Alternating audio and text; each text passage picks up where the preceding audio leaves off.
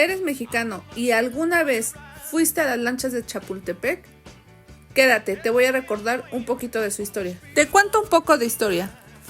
Las lanchas en el lago de Chapultepec son una de las principales atracciones del Parque de Chapultepec, en la Ciudad de México.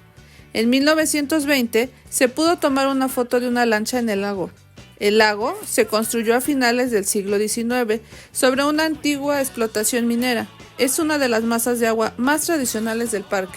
¿Y eso, tú ya lo sabías?